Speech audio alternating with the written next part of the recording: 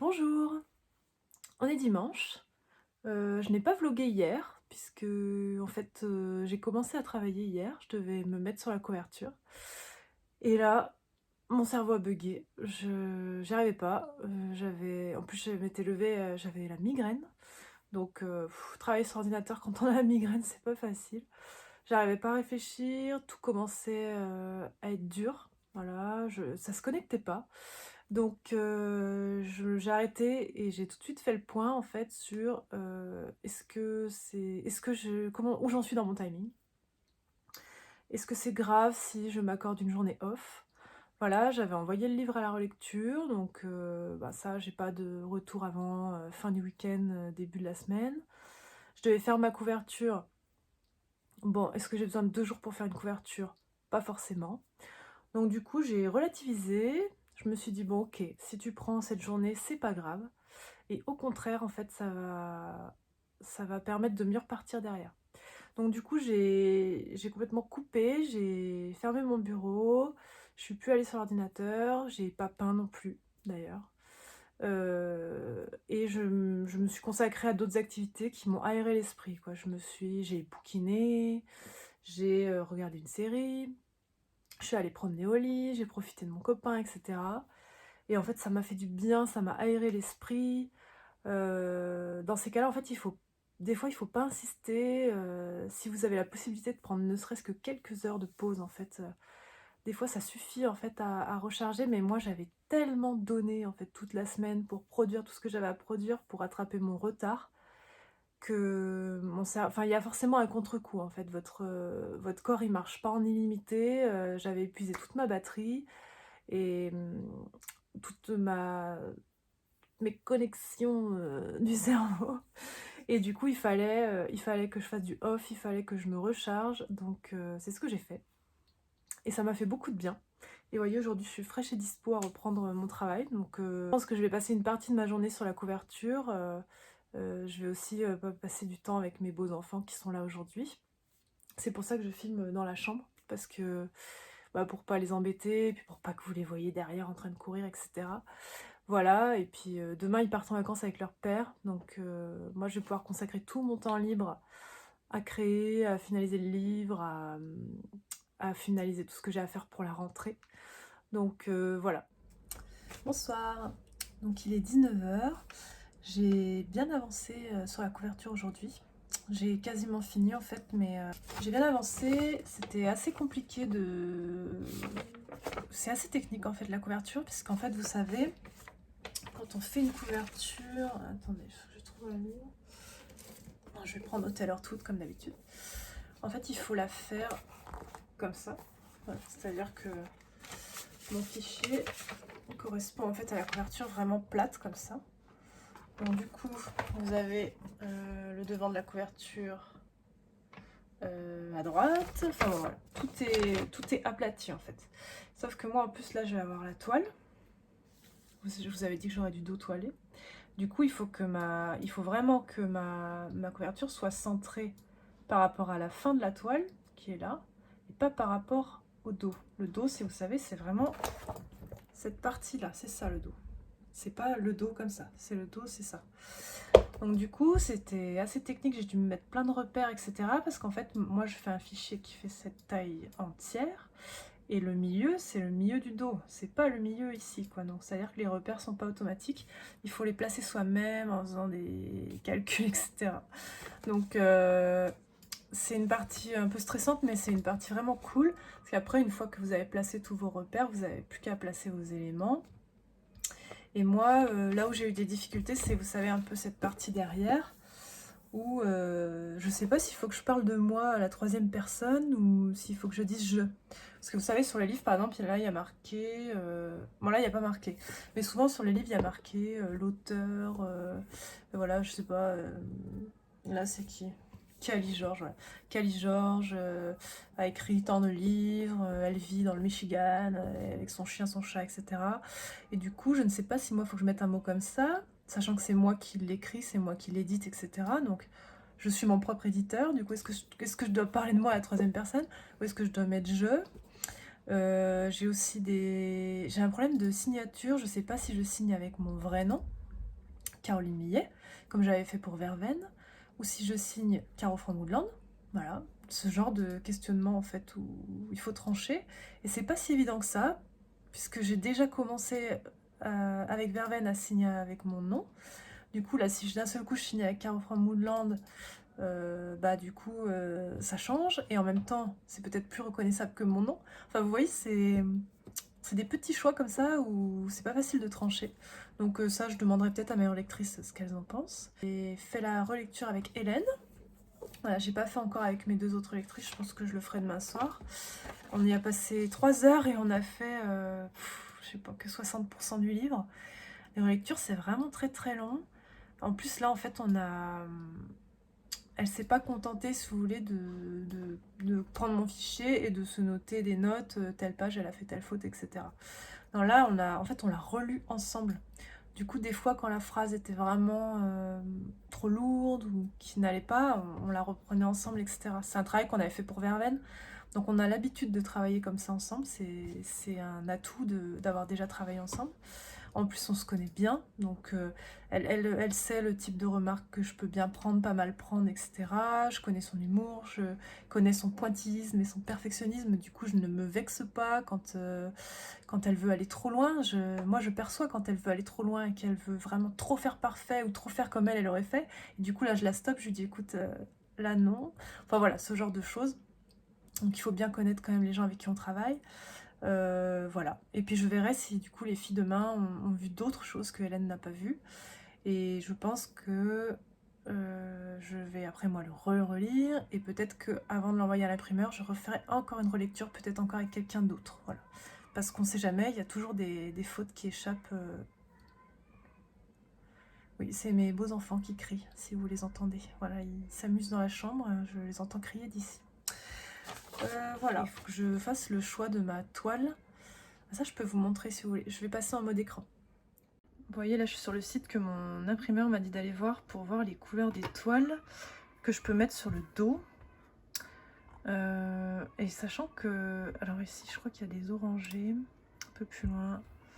Il y a un orangé là, un orangé plus clair. J'aurais bien aimé qu'il y ait une nuance de marron. Il n'y en a pas tellement. Donc il va falloir que je fasse des... Peut-être celle-là est pas mal. Il faut que je fasse un test, moi, en prenant vraiment la... Vous savez, avec la pipette, avec Photoshop, vraiment la couleur, et que je le mette sur mon fichier de couverture pour voir si ça va bien avec. Voilà, je ferai des tests demain. Bonjour! On est lundi soir. Voilà, j'ai consacré une partie de mon temps en fin de journée à la relecture. Donc, je vous avais dit qu'hier, j'avais corrigé une partie avec Hélène. Ce matin, j'ai fait les corrections de ma meilleure amie. Et là, je vais reprendre les corrections de Soraya. Donc elle m'a carrément fait des grandes notes comme ça. Donc suivant mes relectrices, les corrections ne se sont pas faites de la même manière. Enfin, le procédé n'était pas de la même manière. Je leur ai laissé le choix du procédé. Je pense que c'est déjà tellement un énorme service qu'elles me rendent de le relire que c'est la moindre des choses que de les laisser faire. Je me rends compte que d'avoir fait appel à 3 personnes, c'est bien, puisque tout le monde ne voit pas les mêmes choses. Alors bien sûr, certaines, elles repèrent les mêmes fautes, etc. Mais des fois, il y en a une qui en repère une, qui n'avait pas vu l'autre, mais l'autre n'avait pas vu celle-ci, etc., etc. Et du coup, c'est bien de recouper comme ça. Alors le risque, c'est qu'on se dit, bah, il n'y a jamais de fin à tout ça. C'est-à-dire que je me souviens l'an dernier, quand on avait relu Verveine. Donc en fait, depuis le début des vlogs, je vous parle de Verveine, mais je me dis peut-être que tout le monde ne sait pas ce qu'est Verveine. Donc Verveine, vous voyez, je ne sais pas si vous voyez bien. C'est un roman illustré, voilà, avec plein de dessins d'automne, etc. que j'avais publié l'année dernière. Et je m'étais associée à une auteure qui s'appelle Hélène Louise. Et c'est pour ça que je vous dis Hélène à tout va, mais je ne sais même pas si vous savez qui est Hélène. Donc Hélène, c'était l'auteure de Verveine et l'équinoxe d'automne. Et moi, je n'ai fait que les illustrations dans ce livre. Bon, après, c'était un projet commun, c'est-à-dire qu'on a décidé des choses ensemble, des personnages, etc. Mais c'est elle qui a écrit le texte. Voilà. Et donc, je vous disais ça, donc je ferme la parenthèse Verveine. Je disais que justement pour Verveine, on avait relu maintes et maintes fois, et à chaque fois on retrouvait des fautes. Donc c'est pas facile que rien n'y échappe. Donc je pense que je ferai faire, je pense, une grande relecture de fin avant de l'envoyer à l'imprimeur. Et c'est quand même possible que vous retrouviez malgré tout peut-être une coquille ou deux. À ce moment-là, vous me le direz. Et quand je ferai des réimpressions, je les corrigerai à chaque fois. Mais cela dit, ça m'est déjà arrivé, moi, d'en trouver dans des livres édités par des éditeurs. Voilà, dans des romans, plusieurs fois.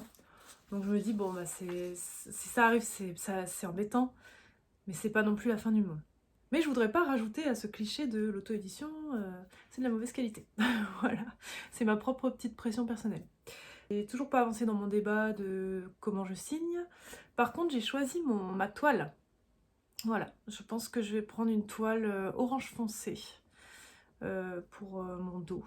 Voilà, donc j'ai trop envie de vous montrer la couverture, mais en même temps, il faut que je vous la dévoile sur Instagram. Donc je vais voir. Peut-être que dès que je l'enverrai à l'imprimeur, je vous ferai une publication où je vous montrerai la couverture et j'espère qu'elle vous plaira. En tout cas, je vous avais dit que ça devait mûrir dans ma tête. Ça a mûri. Et c'est finalement la couverture que mes proches avaient choisie qui m'est apparue comme une évidence. Voilà, c'est vrai que c'est celle qui me ressemble le plus. J'aimais bien l'autre, mais elle faisait plus peut-être roman que vraiment guide illustré comme ça. Donc voilà, en tout cas j'espère qu'elle vous plaira. Bon je vous laisse, je me remets dans mes relectures. Et c'est une partie pas très passionnante, mais c'est une partie complètement essentielle. Voilà. Bonsoir, on est mercredi. Je rends le livre demain. Voilà, j'ai pas vlogué hier, puisque en fait j'étais dans les relectures. C'était pas très fun à vous montrer, il n'y avait pas grand chose à voir, si ce n'est de me voir corriger des mots, de me voir corriger des phrases, des tournures, une espèce d'harmonie globale, etc. Compter des pages, voilà. Les travaux de finition du livre, c'est vraiment pas le plus passionnant. Le plus passionnant, c'est quand même de le créer, et surtout les débuts, quand on imagine tout, quand on s'imagine toutes les parties, quand on s'imagine toutes les illustrations qu'on va faire, c'est faire les illustrations. C'est vrai que les parties de la fin, où vraiment on peaufine des petites choses, c'est les parties un petit peu barbantes quand même, hein, pour être honnête, voilà. Je me sens fatiguée, nerveusement, j'en ai un peu marre de travailler sur le livre. Bon, je pense que c'est un sentiment qui est normal, mais je le vois plus en fait. Là, je devrais le relire encore une dernière fois ce soir. J'y arrive plus, mon cerveau marche plus. Moi, je le lis, mais je vois plus rien. Quand on me dit là, il y a une faute, je fais ah, je l'avais pas vu alors que c'était un truc énorme. Enfin bon, voilà. Donc, c'est possible qu'il reste une coquille ou deux. Mais honnêtement, on est 5 à être passés dessus. C'est un travail de ouf. Enfin voilà. J'espère vraiment que ça ira. J'ai tranché sur cette histoire de nom. Voilà, j'ai finalement signé avec mon propre nom, mon nom et mon prénom. J'ai mis mention de Caro Framouland à des endroits dans le livre, mais je me suis dit qu'en fait, je me suis dit que j'avais fait pour Verveine, j'avais signé mon vrai nom, et je me suis dit si un jour, je sais pas, j'arrête le compte Caro Framouland ou je sais pas, je monte une autre entreprise, etc. Et imaginez le compte Instagram disparaît, la chaîne YouTube disparaît, je sais pas ce qui peut se passer, hein, ou je me fais pirater ou des choses comme ça, je peux pas récupérer mon nom. Et du coup, j'aurais tout basé sur mon pseudo. Et alors que mettre mon nom et mon prénom, finalement, c'est le plus logique, c'est le plus sûr pour que je sois sûre que les choses m'appartiennent, etc. Donc, je vais continuer avec mon nom et mon prénom. Voilà. Pour les livres, en tout cas. Après, pour tous les produits que je développe, entre guillemets, avec ma marque, Caro Framouland, là, c'est sous ce nom-là. Mais j'ai un petit peu comparé, vous savez, avec toutes les blogueuses, les influenceuses, les artistes que je suis sur Instagram qui sortent des livres. Et bien finalement, elles le sortent toutes avec leur nom. Voilà. Je pense à Tribulation de Marie, par exemple, elle l'a sorti avec son nom. Je sais pas, dans un registre plus grand public, Enjoy Phoenix, elle sort ses livres sous Marie Lopez. Donc finalement, je pense que c'est plus logique et c'est plus incarné aussi. Voilà, c'est une vraie personne qui est derrière, c'est vraiment moi qui est derrière, c'est moi qui ai sorti ce livre. Alors que je sais pas, il y a des comptes où il y a plusieurs personnes derrière. Et ça, les gens ne le savent pas forcément, surtout les gens qui vont me découvrir. Donc c'est ce qui m'a fait pencher la balance pour ça. Alors mes proches ils m'ont bien embrouillée dans cette histoire parce que j'avais vraiment 50-50, voilà, de personnes qui me disent bah oui mais c'est le nom sous lequel on te connaît, et d'autres qui me disent ah bah oui mais bon on sait pas trop ce que c'est Carol from Woodlands. Ouais, mais mon entourage était vraiment mitigé aussi sur cette question. Donc ça n'a pas été facile pour moi d'arriver à trancher sur ce que je voulais vraiment moi. Donc leurs arguments m'ont quand même bien aidé, hein. Ça m'a permis moi de faire le point sur ce que je pensais qu'était le mieux finalement pour moi, pour ma carrière, pour mon avenir d'illustratrice ou d'auteur, etc. Donc voilà. Enfin, c'est un choix compliqué. Voilà, ça m'a torturé bien pendant plusieurs jours, je vous rassure. Trancher sur le prix que j'allais mettre pour le livre, puisqu'il y a le prix de fabrication, bien sûr. Et vu les finitions que j'ai prises, bah, c'est quand même pas le même que pour Verveine. Mais il y a aussi le prix de mon temps passé sur ce livre, de toute l'implication que j'y ai mise. Ça fait 6 mois que je travaille dessus. Donc quelle valeur ça a, quelle valeur je pense que ça a. Donc là, bah, pareil, j'ai fait un sondage auprès de mon entourage. Et sinon, bah, j'ai pas mal de petites peurs qui m'assaillent ce soir. Voilà. Alors j'ai des peurs, je pense, des peurs normales. Par exemple, est-ce que le livre va rendre exactement ce que je veux imprimer? Est-ce que les fichiers vont aller? Est-ce qu'après le livre va plaire? Est-ce qu'on va me dire ah mais tu nous as vendu du rêve, en fait c'est nul.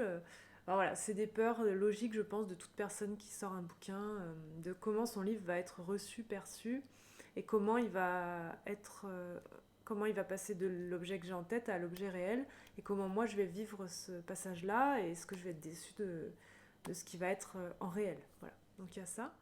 Sinon, je développe tout un tas de petites peurs un peu incohérentes sur, voilà, est-ce que si d'ici demain mon fichier il plante et finalement je perds tout, si... D'ailleurs, il faut que je fasse une copie ce soir, vous me faites penser, pour m'assurer que demain je puisse bien envoyer les bons fichiers. Voilà. Ouais, j'ai des peurs un peu comme ça, de si je me fais cambrioler, que le mec il part avec mon ordi et que j'ai plus rien. Si le fichier que j'envoie finalement est mal calibré, que l'imprimeur me demande de tout refaire. Enfin, vous voyez ce genre de choses un peu... Bah, je pense que c'est aussi des peurs normales, mais un petit peu plus fortes puisque je suis une nature angoissée. Voilà. Donc j'ai hâte d'être à demain. En fait, j'ai hâte d'être à demain, de l'envoyer à Romuald, qui me dise que tout va bien et que... Ou alors qui me dise de modifier deux, trois choses, mais en gros, voilà.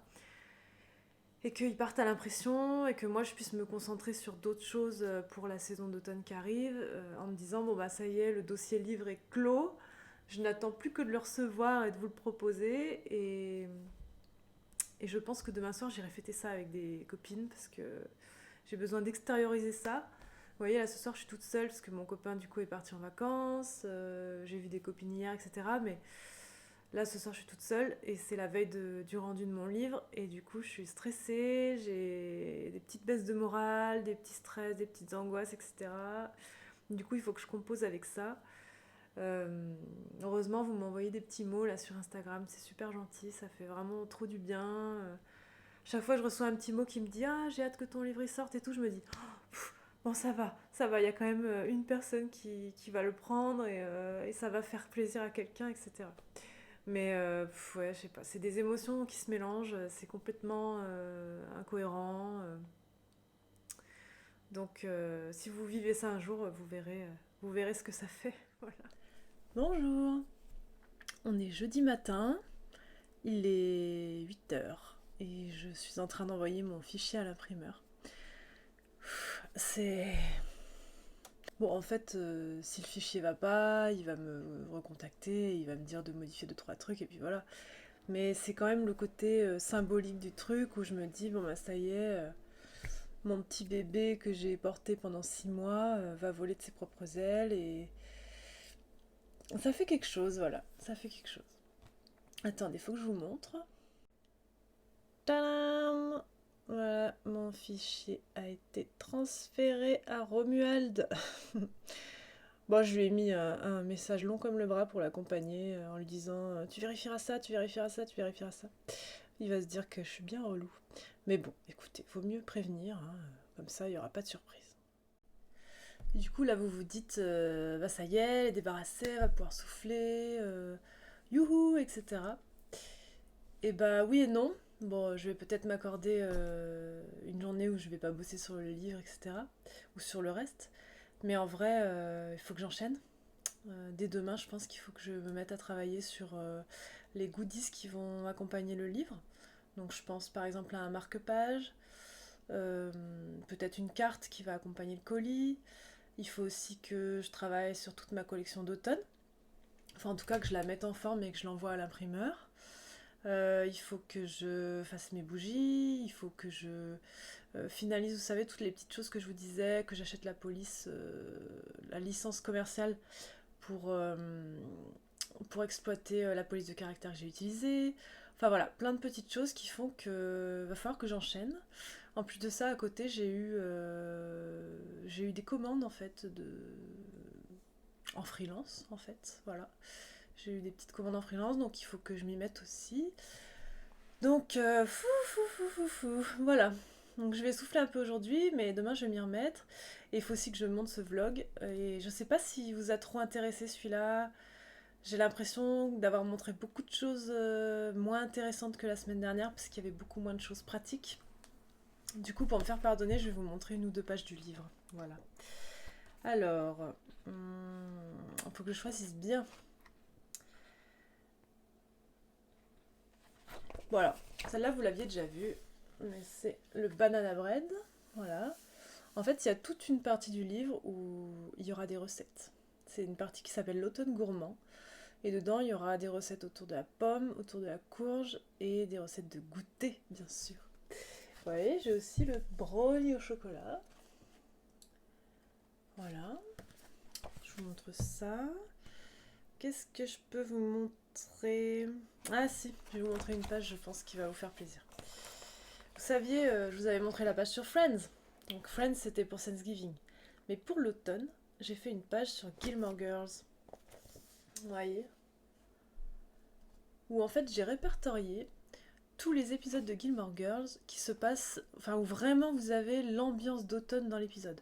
Où vous avez des arbres orangés, où vous avez, vous savez, à Stars Hollow, ils fêtent le festival de l'automne. Donc où vous avez vraiment le kiosque décoré en mode automne, etc.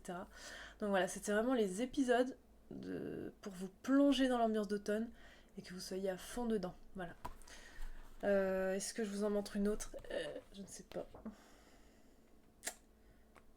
Ah bah j'avais celle-là que je vous avais un petit peu montrée sur Insta, qui était une page sur toutes les variétés de courges. Voilà. Bon, j'arrête là, je ne vais pas vous spoiler. De toute façon, là je vous ai montré 3 pages, mais il y en a 96, donc il y aura encore de la surprise. Ouais. Ça peut être intéressant de voir ce qui se passe une fois qu'on l'a envoyé à l'imprimeur. Puisqu'en fait, là, en gros, peut-être que Romuald va m'écrire pour me dire de modifier des choses. Et surtout, dans quelques jours, je vais avoir le BAT. Donc là, ça va être vraiment le fichier final mis en forme par l'imprimeur. Quand je le valide, en gros, l'impression se lance, quoi. En gros, c'est ça, voilà. Recoucou, on est jeudi fin de journée. Je viens de passer récupérer un colis, un relais colis là, que j'ai reçu. J'en avais reçu une partie hier, mais ma commande n'était pas complète, donc là j'ai récupéré le reste. Et comme vous voyez, c'est une grosse commande de thé. Voilà, c'est un thé que j'achetais pour moi à la base. Donc c'est un thé à la citrouille épicée, vous voyez. Bon, c'est peut-être à l'envers chez vous. C'est un thé à citrouille épicée et c'est rare d'en trouver en France en fait, surtout en sachet. Donc un jour j'ai réussi à en trouver. Quand j'ai commencé à faire mes commandes et que j'ai voulu joindre un thé avec, il y a 3 ans je crois, mes premières aquarelles, eh bien j'ai joint ce thé avec. Et depuis c'est un peu ma marque de fabrique en automne. Je vous mets ce thé dans toutes les commandes d'automne. Donc c'est pour ça que j'en ai pris beaucoup parce que entre les livres, les mugs, etc., je voulais être sûre d'en avoir assez pour pouvoir vous mettre que vous puissiez le goûter, voilà, pour savoir vous aussi quel est le goût de la citrouille épicée en thé. Voilà, on a vraiment l'impression de manger une tarte à la citrouille quand on goûte ce thé. Il est assez fort. Certains vont peut-être pas aimer, hein, c'est sûr. Mais bon, moi j'aime bien et je pense que ça peut être le genre de thé qui va très très bien accompagner mon livre. Voilà. Une chose que je voulais vous dire, c'est que il y a 2 semaines, enfin pour mon premier vlog, je vous expliquais un soir que finalement j'avais créé un deuxième mug d'automne et que j'avais lancé le prototype à l'impression. Donc j'en ai commandé qu'un, voilà, c'était juste pour tester parce que j'avais jamais fait avec ce fabricant et je voulais voir comment ça rendait, etc. Et je l'ai reçu aujourd'hui. Et je suis plutôt déçue. Voilà. Je trouve que les couleurs rendent pas et mon dessin rend pas tellement dessus non plus. Bah, je vais vous le montrer. Donc, vous voyez, c'est un mug comme ça, donc c'est vraiment un mug à thé, hein. Avec une grosse anse, on peut bien le prendre en main, on peut en mettre beaucoup dedans, etc. Donc c'est de la céramique ou de la porcelaine, je sais pas trop. Et du coup, le dessin que j'avais fait dessus, donc c'est le dessin qui est un peu dérivé du livre, où il y avait une feuille avec Cozy Fall et puis tout un tas de petites choses, mais sauf que, je sais pas, je trouve que les couleurs que j'avais fait ne ressortent pas du tout. Et il est tout petit aussi. Je pensais qu'il prendrait en fait tout ça. Pourtant, sur le gabarit, j'avais l'impression qu'il prenait tout ça. Et en fait, il est tout petit au milieu, je suis déçue. Bon, ça fait partie de la vie de créateur aussi, hein. Il faut faire des tests et puis tout ne fonctionne pas du premier coup. On n'a pas du bol à tous les essais. Bon, ça me fera un mug de thé créé par moi-même pour pouvoir monter, c'est pas plus mal non plus. Mais enfin, celui-là, je pense pas le commercialiser, voilà. Enfin, en tout cas, pas en l'état.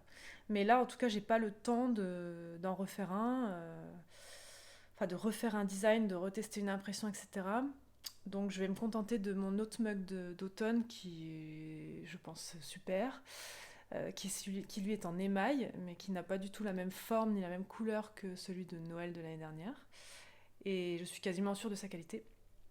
Donc voilà, celui-là c'était un bonus. Si jamais ça marchait bien, je pouvais en faire produire plus, mais vu que je suis déçue, je vais pas en faire plus. Enfin, en tout cas, pas pour cet automne. Voilà.